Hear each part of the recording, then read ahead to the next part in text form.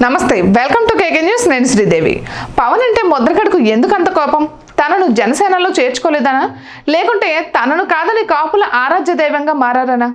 ఇప్పుడు పొలిటికల్ సర్కిల్లో ఇదే చర్చ నడుస్తోంది పవన్ గెలిస్తే తన పేరు ముద్రగడ పద్మనాభరెడ్డిగా మార్చుకుంటానని శపథం చేసింది ఆయనే తనను తాను తక్కువ చేసుకుంది ఆయనే చివరకు పేరు మార్చుకుంది కూడా ఆయనే అక్కడితో ఈ వివాదాన్ని విడిచిపెట్టడం లేదు పవన్ ముందు ఏవేవో డిమాండ్లు పెడుతున్నారు వాటిని చేయాల్సిందేనని కండిషన్లు పెడుతున్నారు ప్రస్తుతం ఇవే హాట్ టాపిక్గా మారాయి మొన్న మధ్యన మీడియా ముందుకు వచ్చిన ముద్రగడ అన్నట్టుగానే తన పేరు ముద్రగడ పద్మనాభరెడ్డిగా మార్చుకుంటానని సెలవిచ్చారు ప్రభుత్వానికి దరఖాస్తు కూడా చేసుకున్నారు అటు ప్రభుత్వం కూడా గ్రీన్ సిగ్నల్ ఇవ్వడంతో ఆయన పేరు ముద్రగడ పద్మనాభరెడ్డిగా మారింది అయితే పవన్ కాపులకు రిజర్వేషన్లు తేవాలని ఒకసారి విశాఖ స్టీల్ ప్లాంట్ ప్రైవేటీకరణ ఆపాలని మరోసారి రాష్ట్రానికి ప్రత్యేక హోదా తెప్పించాలని ఇంకోసారి ఇలా లేనిపోని డిమాండ్లను తెరపైకి తెస్తున్నారు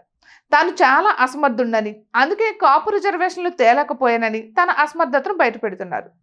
ఎవరు అడగకుండానే డిమాండ్ చేయకుండానే పేరు మార్చుకున్న ఆయన పవన్కు సరికొత్త కండిషన్లు పెడుతుండడం విశేషం నిన్నటికి నిన్న తన కుటుంబాన్ని వేధిస్తున్నారని పవన్తో పాటు అభిమానులను ఇబ్బంది పెడుతున్నారని చెప్పుకొచ్చారు పెద్ద ఆయన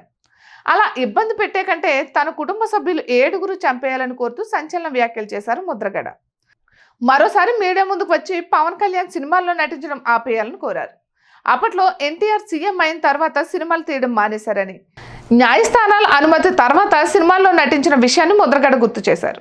ఇప్పుడు కూడా పవన్ కళ్యాణ్ అదే పని చేయాలని డిమాండ్ చేశారు ప్రజాసేవలో ఉన్నవారు సినిమాల్లో నటించకూడదన్న సరికొత్త నిబంధనను తెరపైకి తెచ్చారు ముద్రగడ అయితే ముద్రగడ తీరును చూస్తుంటే ఆయన పవన్ కళ్యాణ్ టార్గెట్ చేసుకున్నట్లు తెలుస్తుంది